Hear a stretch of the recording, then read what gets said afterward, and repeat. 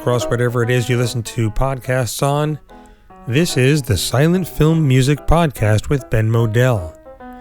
It's the podcast that takes you inside the mind of someone as they prepare for, perform, and reflect upon performances of live musical accompaniments to silent films. I'm your host, Ben Modell. I'm a silent film accompanist, composer, historian, educator, show producer, audience preservationist, and DVD label. Thanks for listening. Thanks for subscribing, if you subscribe. Thanks for clicking on that link you saw in an email or on social media. Thanks for wafting in, however it happened. This is episode 33, recording and posting in the beginning of September 2019. Welcome. On this episode, along with the usual recaps of shows that have happened in the last few months and highlights of things to come, one thing I'll play for you now is I'm going to play a recording of my performance at the Park Theater and then the next day at the Road of the exact same minute and a half from the rink. Now, one of the questions I get at shows a lot, along with the ubiquitous, was that the original score? And don't your hands get tired? Is when I talk about improvisation, people say, oh, you mean if we turned the lights out and ran the film again, the music would be totally different? I always say, yes, it's not going to be note for note the same, but my intent is always the same.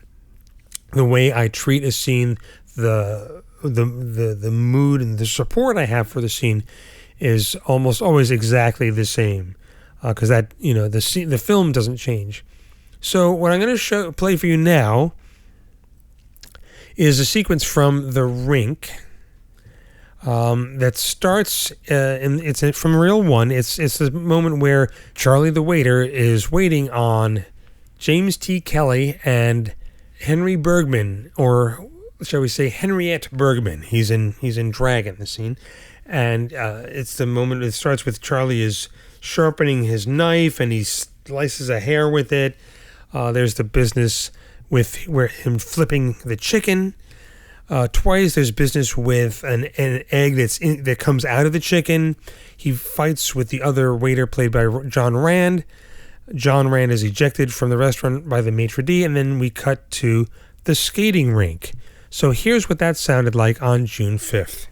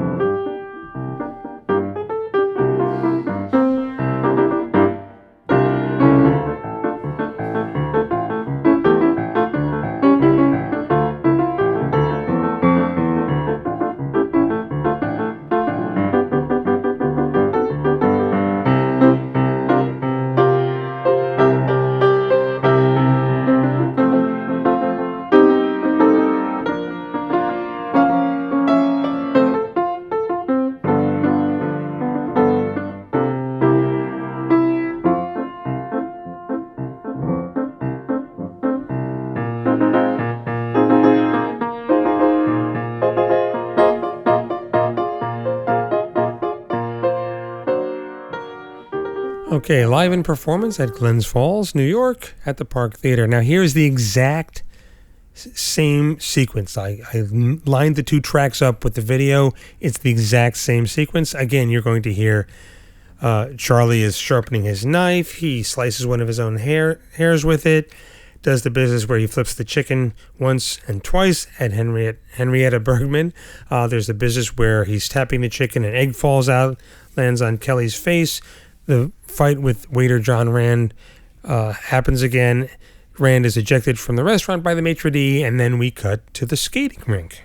Here it is in performance at Dorot on June 6th.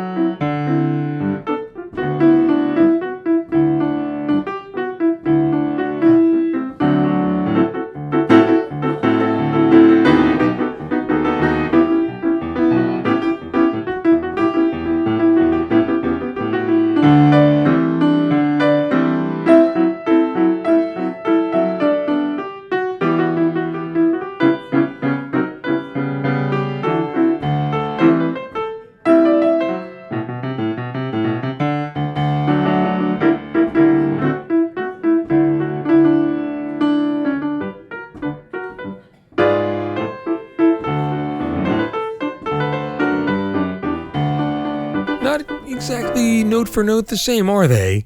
The intention, like I said, is always the same. You can hear the shifts happen when we go from one bit of business to the next. But the idea is always the same. The support is always the same. Well, let's move on to Capitol Fest. And I'm going to play for you a live performance clip recorded at the Capitol Theater in Rome, New York. Now, I played for a couple of films, one of which was Helen's Babies, a film with Baby Peggy, Edward Everett Horton, and a very young pre-flapper Clara Bow. And I also played for a film called Kentucky Pride by John Ford. Now, I'd played for it earlier in the year at MoMA. It's been restored digitally. There's a new 4K restoration that MoMA has done that looks really, really wonderful. At Capitol Fest, they showed MoMA's 35mm print, which is also quite good. And again, at Capitol Fest, the idea is if there's a print we can show, I'm assuming that's why they went for the print. And then there is a good print. Now, the thing, this is the thing about sight reading a film. I had played for this film at MoMA, and I had not had a chance to see it ahead of time. And I do not know how this happened, but somewhere about a third of the way in, there is a horse race. I mean, the film is about a horse, and the story is told to us through intertitles from the horse's perspective. In the middle of this horse race, I'm just going to say, spoiler alert, there is an accident, and the horse goes down. Now, I don't know how I absolutely nailed that moment, and by nailed, I mean played it as if I had already seen it, because I did not know it was coming. Usually if there's an accident in the horse race, it's much later in the picture. But I remembered that for the next time I played it, which was at Capitol Fest. So the two things I want you to hear are the abrupt shift that I'm able to do and how I handled that panic moment. I don't know if I would handle it exactly the same way again, but instead of doing a sound effect and leaning into the reeds and making a big scream, I went more for shock and panic when it happens. And then what follows is something I'm trying to do. I don't know if I always do it all that well. I'm trying to play less and trying to use the theater organ more like it's an orchestra. The instrument was created to be like an orchestra. They were called unit orchestras, and taking a cue from Lee Irwin and the way he would play for films to treat the instrument like it's a bunch of strings and some reed instruments and not like it's a keyboard instrument. I don't know how well I did on this, but during the ensuing minutes after the event, I tried to come down low for the mood of everybody involved dealing with the sadness of what has happened to the horse and their concern for it. So here, live in performance with my Zoom H2N at the back wall of the theater under the balcony, clearly, as you'll hear, not the best place to put it. Here's about 4 minutes from my score for Kentucky Pride.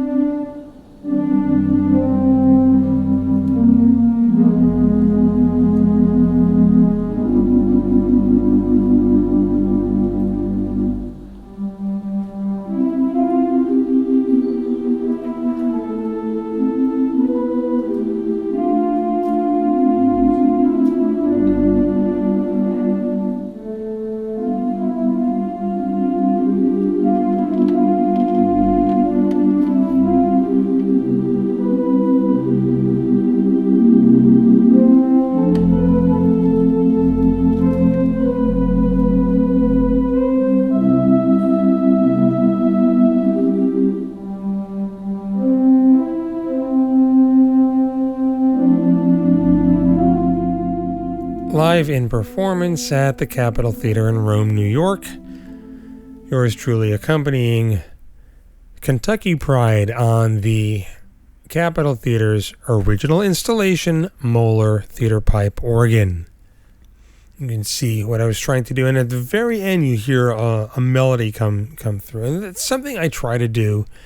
I'm always trying to find a balance of just basic underscore and creating melodies in when I'm scoring and doing playing, and not do something that is, as someone I hear once said of my playing years ago, was like wandering all over the keyboard.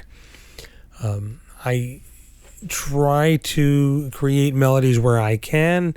I got some tips on doing that from Lee Irwin on how to create a melody, and I try to follow through on the melody. In other words, instead of starting to play a melody and after a bar and a half, move on because something else is happening, where appropriate, to continue and finish that melody. And if I can play it again, if it fits the scene, I'll try to do it. And if it's something that I'm creating that is going to become the love theme, I've got to, as I'm playing it, I watch my fingers or hear it in my head and try to remember the intervals and the chord progression. So if something is, I don't have a degree in music, so I don't know all the music theory nomenclature for the different intervals that well, but I try to remember, going from one note to this note, and the distance between the two notes and what the next one is, and that's being the hook of the melody or whatever it's called, so that when I need it again, I can pull it out of my ear and use it. But it is something I try to do where appropriate. There are places where a melody can be distracting from the action, but like I said, I'm always trying to strike a good balance of doing it. I don't want to wear out the melody. That's the other thing you don't want to do, is create a melody and then play it over and over and over and over so that it becomes recognizable by the middle of reel 1 or 2 or even 3. The idea of trying to deliberately craft a full melody where there's room for one, where the structure of it, the 8 or 16 bar structure of it works. Like I said, I'm not always able to do this. Thanks for listening to the Silent Film Music Podcast. I look forward to seeing you at one of my shows. If you feel like it, put a review on iTunes or wherever you're listening to this, and continue as you have come up to me at a show and tell me you've been hearing the podcast. It means a lot to me, and I'm so glad to share what I've learned and what I know with you through this podcast. Thank you so much, and I'll see you at the Silence.